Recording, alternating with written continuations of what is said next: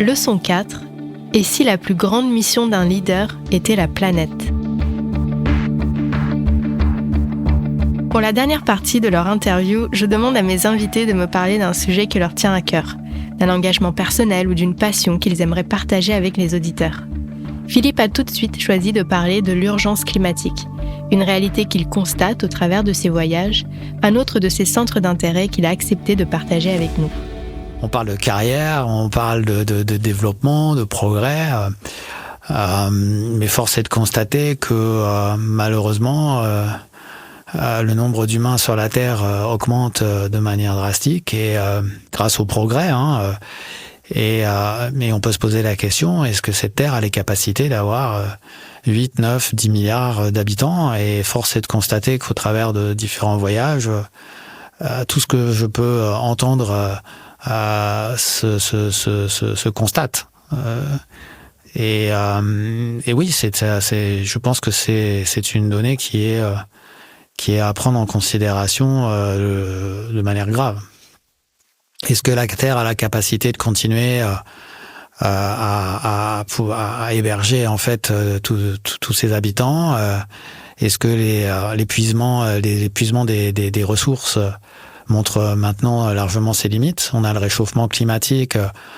Dans les années 80, quand on allait à la montagne, il y avait des murs de neige. Je me souviens d'avoir été bloqué parfois à cause des chutes de neige et de pas pouvoir prendre la route pour revenir. Au jour d'aujourd'hui, on ferme les stations de ski en dessous de 2000 mètres d'altitude. Quand on a 10 centimètres, on est déjà hyper content. Waouh, c'est un changement drastique et je suis très très peiné pour mes enfants de voir qu'ils n'auront pas la possibilité de connaître ça. C'est très très compliqué. Et, cet été, il y avait beaucoup de reportages, il y avait beaucoup de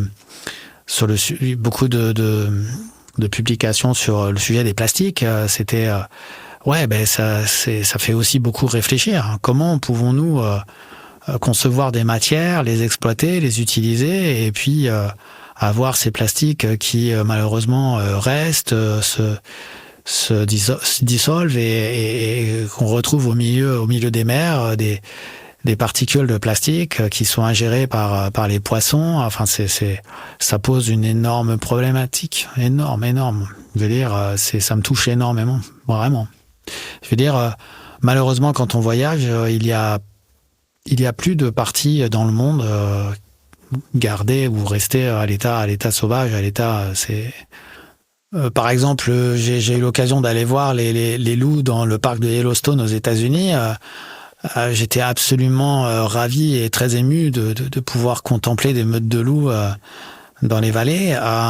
Mais quand on sait que les loups avaient disparu dans les années 50 et que les loups actuellement, c'est des loups qui ont été réintroduits par l'homme en 1995, certes, la beauté du spectacle reste là, mais on peut se demander est-ce que je suis dans un zoo ou est-ce que je suis dans un parc naturel. Donc ça fait vraiment réfléchir, et c'est comme ça quand on fait de la plongée sous-marine sur une barrière de corail au milieu des îles en Indonésie, et quand on est dans un endroit incroyable, mais malheureusement quand on met la tête dans l'eau, vous avez des canettes de soda et des bouteilles plastiques. Ça fait aussi extrêmement réfléchir.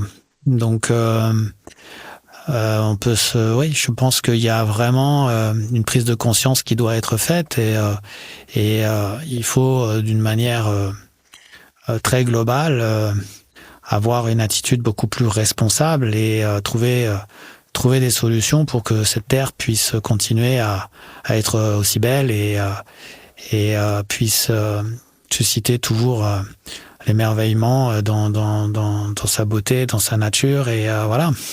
Je suis, je veux dire, c'est surtout en pensant à mes enfants en fait. Dire qu'est-ce qu'on va leur laisser, comment sera ce monde dans 50 ans. Waouh, ça fait peur, ça fait très peur. Surtout que ça s'accélère. C'est un sujet que j'aborde avec eux, et je dois dire que ça les impacte fortement.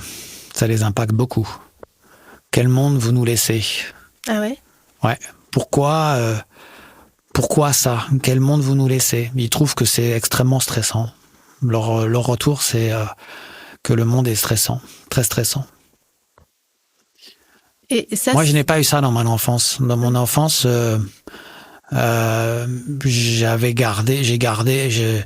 mon enfance, je pensais qu'il y avait des parties entières sur la Terre qui étaient encore très naturelles, très préservées.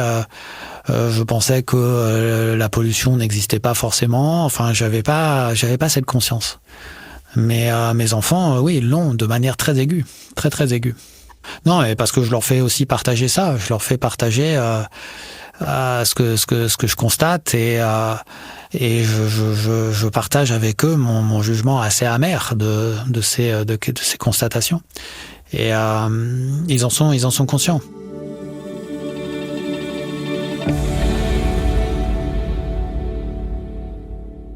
Les leaders d'entreprise ont un rôle majeur par rapport à ça. Majeur sur l'attention et sur les efforts à faire pour faire en sorte de rentrer dans l'économie circulaire, de prendre des décisions qui sont pas toujours faciles. Hein. Les décisions sont pas toujours faciles parce que contraignantes. En fait, l'environnement, tout le monde en parle. Mais on veut plutôt l'appliquer aux autres plutôt qu'à soi-même. Je constate ça très régulièrement. Quand au sein de l'entreprise, on met en place un tri sélectif très développé, très structuré, c'est pas facile à appliquer. On se pose plein de questions. C'est un petit peu contraignant. Il faut se déplacer, il faut faire attention. Je dis, on a la chance d'être certifié aux normes ISO 14001, je crois, et on a des audits régulièrement. Et on constate que quelques irrégularités de temps en temps par rapport à ça. Je prends par exemple les voitures aussi, c'est compliqué. Les voitures électriques, il n'y a pas d'émissions, mais il y a des contraintes par rapport à l'autonomie, par rapport au temps de charge. Donc, d'un côté, on se donne bonne conscience, mais de l'autre côté, les contraintes sont fortes et elles sont pas acceptées. Hein. C'est ça qui est difficile. Les déplacements aussi, travailler sur les déplacements, c'est aussi des contraintes de temps et d'organisation. Donc, c'est tout un modèle qu'il faut transformer et ça demande un peu de temps, un peu d'éducation, mais d'un autre côté, on n'a pas non plus trop de temps et il faut s'engager dans une démarche volontaire. Pour conclure cet échange, j'ai posé quelques questions rapides à Philippe que je vous laisse découvrir. La première question, c'est quelles sont tes grandes préoccupations en ce moment, les choses sur lesquelles tu passes du temps de cerveau disponible?